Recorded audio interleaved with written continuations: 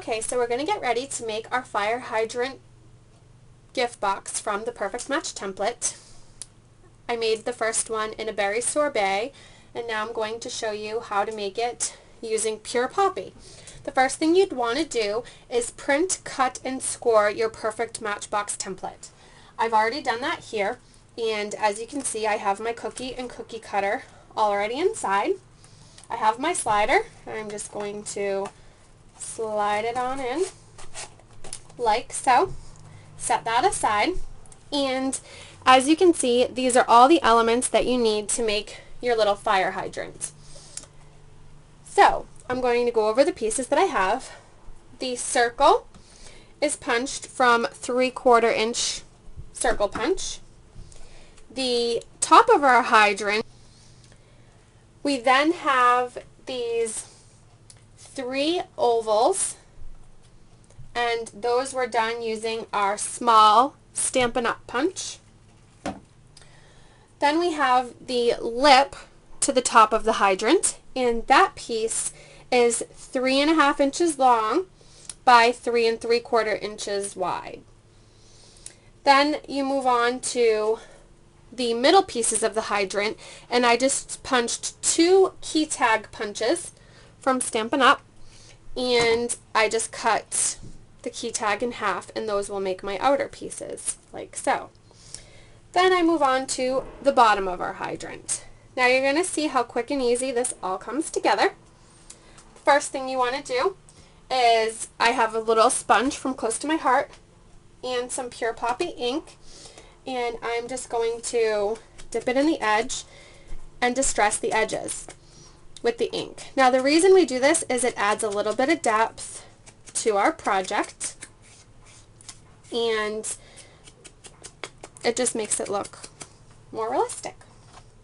You're going to do that to your 3 pieces as well, and this doesn't take long. As you can see, it's mainly the box pattern itself goes together really quickly, and these are just punched pieces, so those go together really quickly as well, and it takes really no time. Okay, so I have my pieces, and the first thing we want to do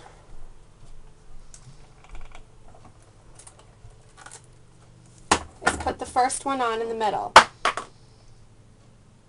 The middle one is the one you always want to start with, because then you make sure that the other 2 are where they're supposed to be. Now the bottom is going to get covered, so it does not matter if there's a little bit of overhang. That will get covered. So you just put your 3 pieces on, and you can see that because it's sponged, it does add that little element in great dimension. Now on the bottom, the circle, you're just going to put a dimensional. And you do just want to sponge that top a little bit. And you're going to layer it behind, just like so. That makes the top of our hydrant, as you can see. Very simple. Now this top piece, we then take our corner rounder, and we just round the corners on both sides. So all 4 corners on both sides. Just like that. And again, we just take our ink, do a little bit of sponging. You don't have to go crazy. Just a little bit goes a long way. And it does add that little bit something extra. And this box is literally going to come together in minutes. So it's also another cute thing, even if you don't have a dog, you could say they're little doggy treats, or, you know, whatever you want to say, so that it makes it really cute. So using dimensionals, we're going to just put 2 on the back.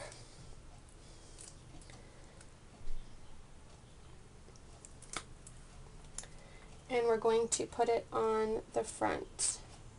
I'm going to turn it this way so I make sure my dimensionals are hidden, because we do want all sides of this box to look nice. So this is what you have. Now we then take this piece more dimensionals because we do want this to be a very dimensional project. If everything were flat, it wouldn't have that pop and wow factor.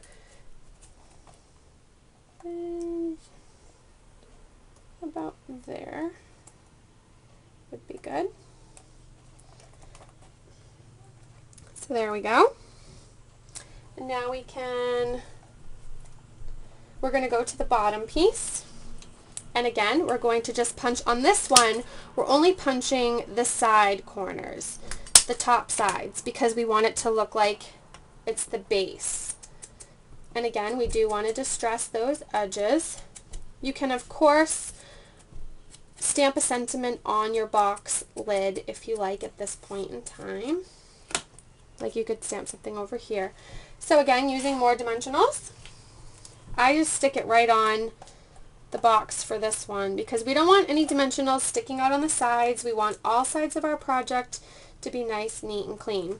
Now this one, the most important thing is you just want to make sure that it does layer on the bottom so that the bottom is flush like so. Now the reason we go to the bottom is because once we put these middle pieces on, we want them to be where they're supposed to be. If we did these pieces first, then the bottom, it could look funny. So let's go on to that. Again, more distressing.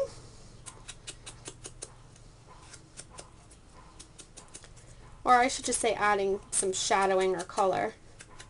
I love this little tool from Close to My Heart. It's the perfect sponge. Now these ones are going to go on with just regular adhesive. And the reason for that is we want them to look flat against the hydrant so that the other pieces that need to pop. We always do our middle first. I'm just using my ATG gun, which has a new cartridge, so it's acting up on me. And I like it to go about in the middle. There we go. Then we're just going to do either side. As you can see, this does go together very quickly. Just like that.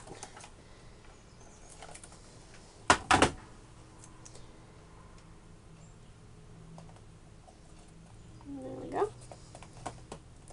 So here we have our hydrant, and I'm just going to tie on some ribbon that I pre-cut that I felt matched my project. I picked my colors first, and then I colored my little dog fairy from Fairy Friends.